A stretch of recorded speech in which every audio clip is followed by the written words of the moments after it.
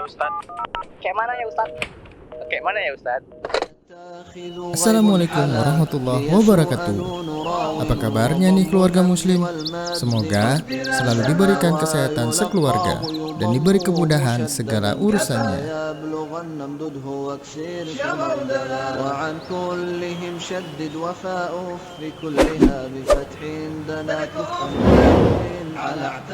وبالفتح والتحريك خطأ مصوب وحراكه المكي ومدا وجملا وخاطب في يسرف شهود Apa kabarnya nih keluarga muslim?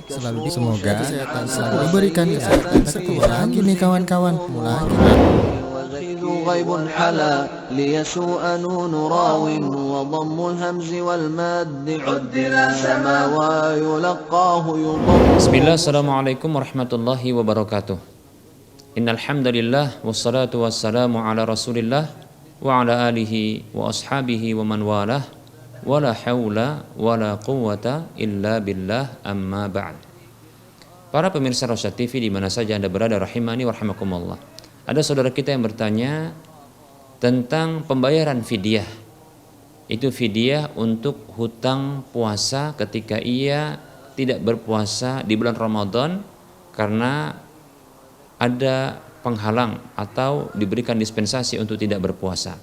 Apakah boleh pembayaran fidyah tersebut itu diambil dari daging kurban?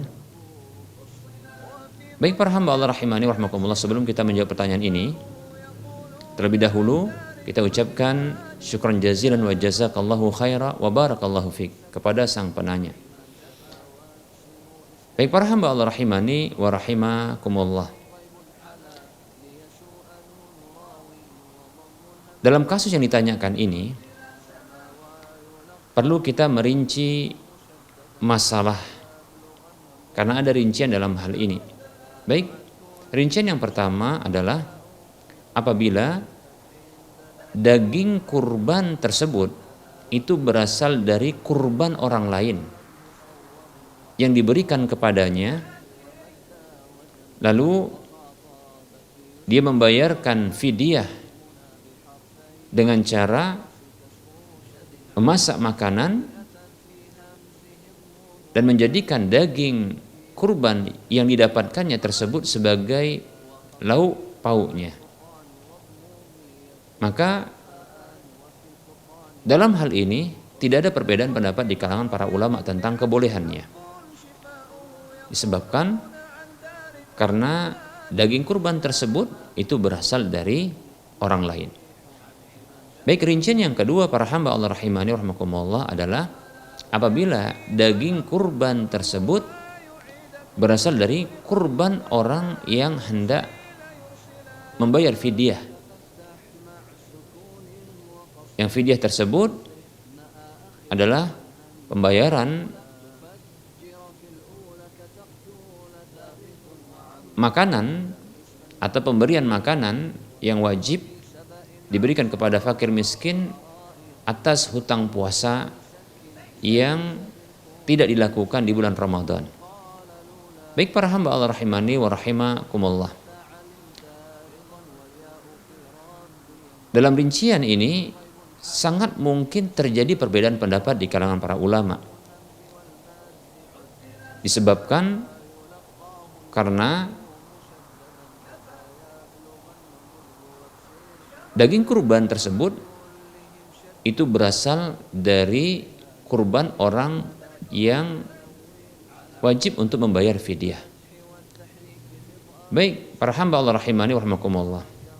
Potensi perbedaan pendapat itu terbagi menjadi dua. Yang pertama adalah pendapat yang tidak membolehkan apabila dijadikan daging kurbannya sendiri itu dijadikan sebagai menu inti dalam pembayaran fidyah itu. Karena sesungguhnya dalam hal ini ada dua ibadah yang digabungkan yang sesungguhnya masing-masingnya ditujukan adalah ibadah yang tersendiri yang memiliki kewajiban untuk dipenuhi secara masing-masingnya dari harta yang berbeda. Fidyah yang kata Allah Subhanahu wa taala di dalam surah Al-Baqarah 184, fidyatun ta'amu miskin. Fidyah sebagai makanan bagi orang miskin. Yang ini dikeluarkan dari harta yang tersendiri. Kemudian kurban adalah syariat yang ditetapkan dari harta yang terpisah pula. Allah Subhanahu wa taala berfirman dalam surah Al-Kautsar ayat 2, "Fashalli li rabbika wanhar." Maka salatlah dan menyembelihlah, ya berkurbanlah untuk Rabbmu. Baik para hamba Allah rahimani wa rahimakumullah. Nah, menurut pendapat ini tidak boleh digabungkan dua ibadah yang berbeda yang ditujukan adalah secara zatnya, sehingga ini adalah dua ibadah yang berbeda yang harusnya berbeda pula harta yang hendak disalurkan pada masing-masing ibadah tersebut. Baik para hamba Allah rahimani wa rahimakumullah.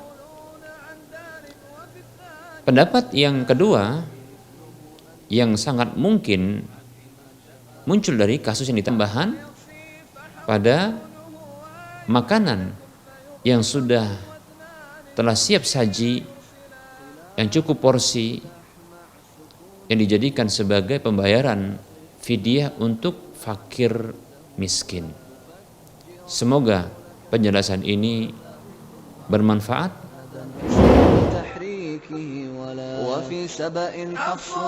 Assalamualaikum warahmatullahi wabarakatuh. Alhamdulillah, kita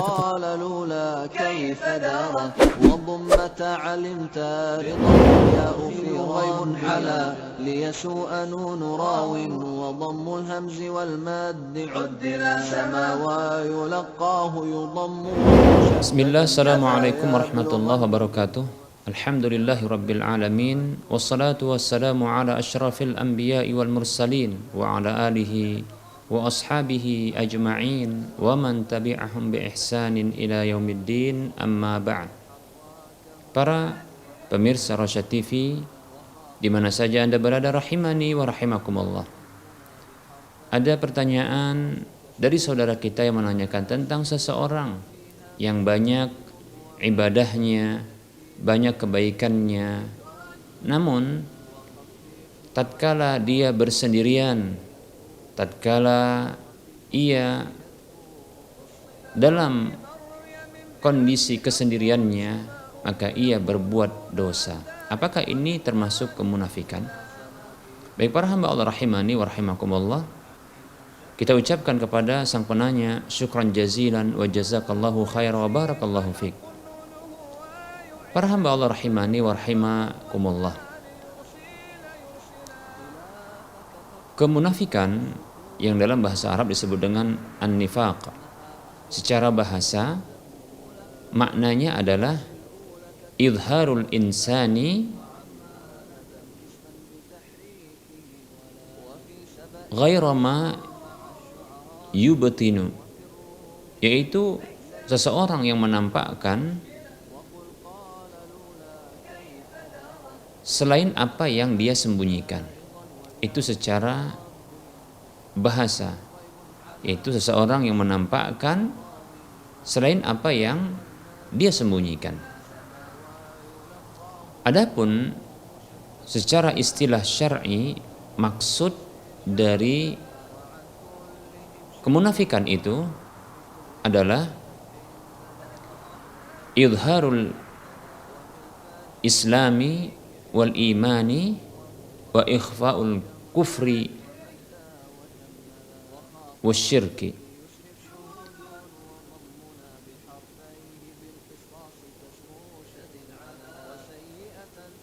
Kemunafikan secara istilah syar'i adalah menampakkan keislaman dan keimanan, namun menyembunyikan kekufuran dan kesyirikan.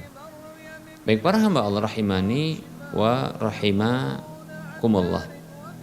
Inilah dia makna secara syar'i dari kemunafikan. Dan perlu kita ketahui kemunafikan itu ada dua macamnya. Yang pertama adalah kemunafikan yang bersifat amal, yaitu hanya tampak pada amal-amal, namun sesungguhnya tidaklah terkait dengan keyakinan. Maka kemunafikan jenis ini bisa menjangkiti pribadi seorang mukmin muslim, di mana dia memiliki keimanan dalam dirinya, dalam hatinya, namun dia memiliki amalan-amalan yang itu merupakan amalan orang-orang munafik. Dalam sebuah hadis yang diriwayatkan oleh Imam Bukhari dan Muslim, Nabi kita Muhammad sallallahu alaihi wasallam bersabda, ayatul munafiqi salasun. Ciri tanda orang munafik itu ada 3. Idza haddasa kadzaba, apabila dia berbicara dia dusta. Wa idza wa'ada akhlafa, apabila dia berjanji dia ingkar. Wa idza tumina khana, dan apabila dia diberi amanah maka dia berkhianat. Hadis riwayat Bukhari dan Muslim.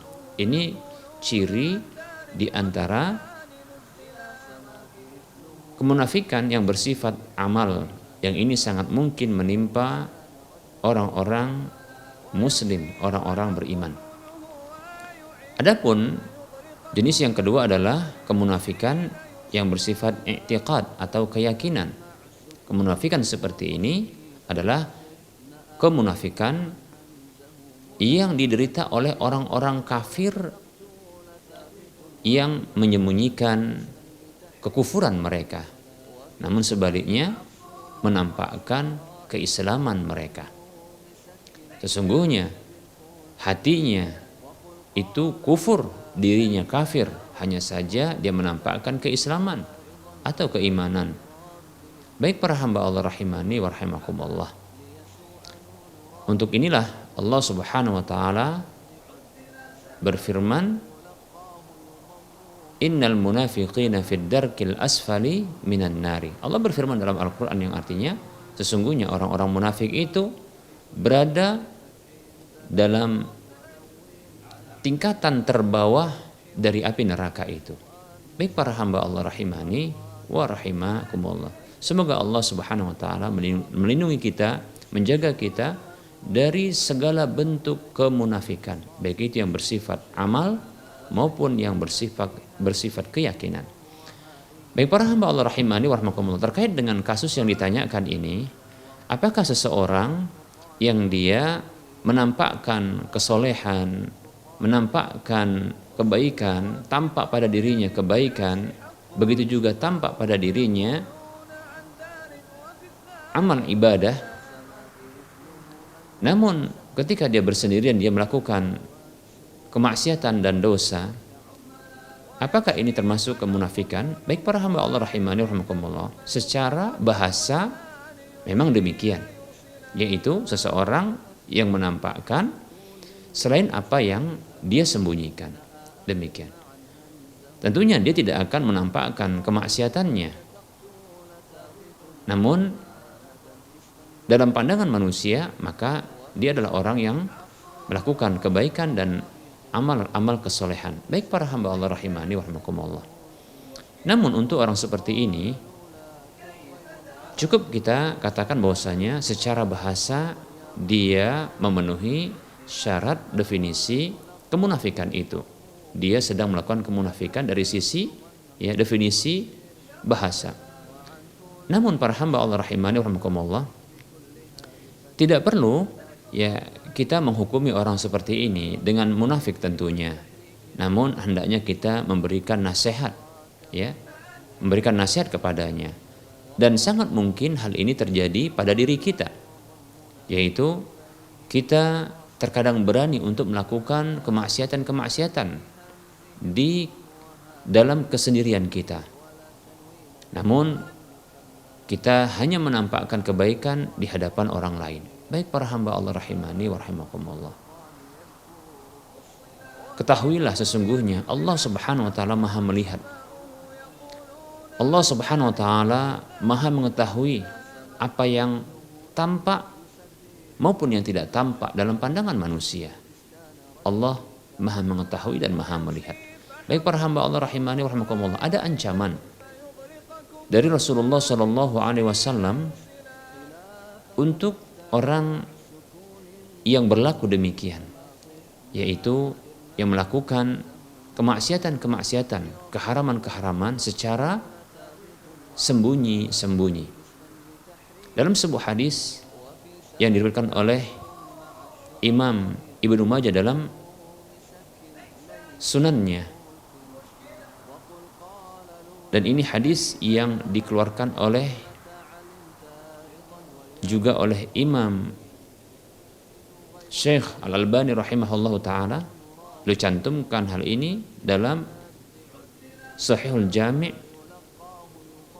Disahihkan oleh beliau hadis ini di nomor urut hadis 5028 dari sahabat Sauban radhiyallahu anhu. Rasulullah sallallahu alaihi wasallam bersabda, la'alamanna aqwaman min ummati ya'tuna yawmal qiyamati bihasanati amsali jibali tihamata bayda'a. Sungguh benar-benar aku mengetahui, kata Nabi SAW, kaum-kaum orang-orang yang banyak dari umatku ya'tuna yaumal qiyamati, yang mereka datang pada hari kiamat, bihasanati amsali jibali tihamata bayda'a, yang mereka datang pada hari kiamat dengan membawa kebaikan-kebaikan semisal gunung Tihamah yang putih, gunung yang begitu besar. Jadi pahala-pahala dari kebaikan yang mereka lakukan itu bagaikan gunung-gunung. Baik para hamba Allah rahimani wa rahimakumullah. Kemudian Rasulullah SAW mengatakan, fayaj'aluhallah, Allah jadikan ini sia-sia, tidak ada manfaatnya. Lalu Rasulullah SAW mengatakan, ama innahum ikhwanukum wa min jildatikum. Ketahuilah sesungguhnya mereka itu adalah saudara-saudara kalian dan dari jenis kalian, dari kulit kalian. Maksudnya sama jenisnya. Walakinnahum qaumun idza khalau bimaharimillahi intahakuha. Akan tetapi mereka itu disebutkan sebelumnya, ya'khuduna minal laili kama ta'khudun. Mereka itu mengambil dari waktu malam seperti kalian juga mengambil malam hari, memasuki malam hari. Walakinnahum, akan tetapi mereka itu qaumun, adalah orang-orang idza khalau bimaharimillahi, apabila mereka bersendirian dengan keharaman-keharaman Allah Subhanahu wa taala, larangan-larangan Allah Subhanahu wa taala, intahakuha, mereka melanggarnya. Mereka melakukan keharaman-keharaman tersebut. Hadis riwayat Ibnu Majah dengan sanad yang sahih, disahihkan oleh Syekh Al-Albani rahimahullahu taala dalam Sahihul Jami' dengan nomor urut hadis 5028. Baik para hamba Allah rahimani wa rahimakumullah. Maka ini peringatan bagi kita. Peringatan bagi kita, siapapun kita. Anda, saya, dan kita semua. Hendaknya kita khawatir dengan amal-amal kebajikan yang telah kita lakukan, yang sesungguhnya pahala dari amal tersebut begitu besar. Bahkan disebutkan dalam hadis yang sudah kita bacakan tadi, itu pahala itu bagaikan gunung-gunung Tihamah yang berwarna putih. Yang berwarna putih. Baik para hamba Allah rahimani wa rahimakumullah. Namun ini hancur lebur, sia-sia karena dosa yang dilakukan secara sembunyi-sembunyi. Semoga Allah Subhanahu wa taala memberikan rasa takut kepada kita dalam hati kita kepadanya. Semoga Allah Subhanahu wa taala memberikan rasa harap di hati kita kepadanya, sebagaimana semoga Allah Subhanahu wa taala memberikan rasa cinta dalam hati kita kepadanya. Dan semoga Allah Subhanahu wa taala memasukkan kita ke dalam surganya dan menjauhkan kita dari azabnya di nerakanya. تفجر في الأولى كتقتول ثابت وعما ندى كسفا بتحريكه ولا وفي سبأ حفص مع الشرائع قل وفي الروم سكن ليس بالخلف مشكلا وقل قال لولا كيف غيب حلا تعلمت رضا ياء في الهمز والمد عدل سما ويلقاه يضم مشكلا.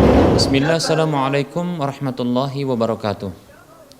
Alhamdulillahi rabbil alamin wa bihi nasta'in ala umuri dunya waddin wa ashhadu an la ilaha illallah rabbul alamin wa ashhadu anna muhammadan abduhu wa rasuluhu asyraful anbiya'i wal mursalin wa salawatullahi wa salamuhu alaihi wa ala alihi wa ashabihi ajma'in wa man tabi'ahum bi ihsanin ila yaumiddin, amma ba'd. Para pemirsa Rosyad TV di mana saja Anda berada, rahimani wa rahimakumullah. Ada pertanyaan yang sampai kepada kita dari saudara kita yang menanyakan tentang seorang istri yang bersafar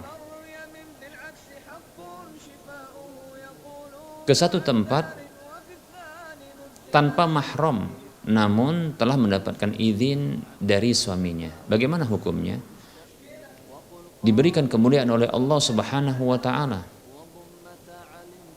Di antara bentuk kemuliaan yang Allah berikan kepada wanita adalah kepergiannya untuk safar tidak diperkenankan untuk bersendirian, untuk menjaga kemuliaannya, menjaga kehormatannya, dan menjaga keamanan bagi dirinya. Baik para hamba Allah rahimani wa rahmakumullah,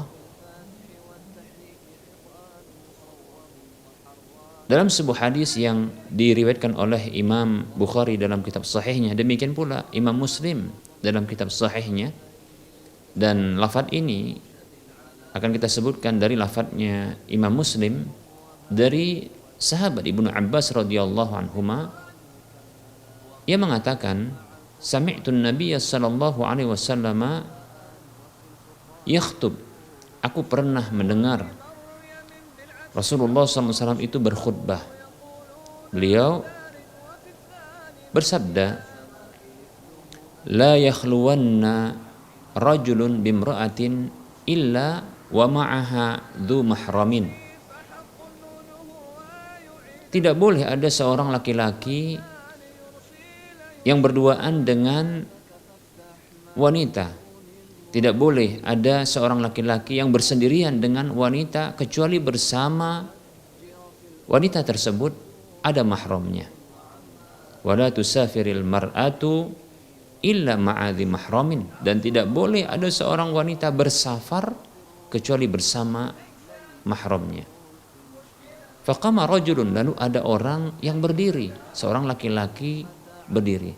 Faqala, lalu dia mengatakan, ya Rasulullah, wahai Rasulullah,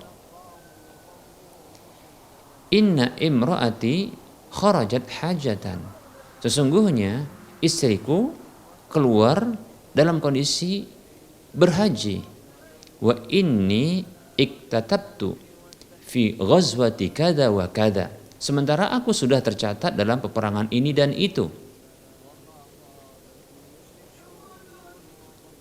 Ini maksudnya adalah alasan yang disebut oleh laki-laki tersebut, alasan yang disebutkan oleh laki-laki tersebut sehingga dia tidak bisa menemani istrinya untuk bersafar untuk haji, bersafar haji. Baik, apa kata Nabi SAW?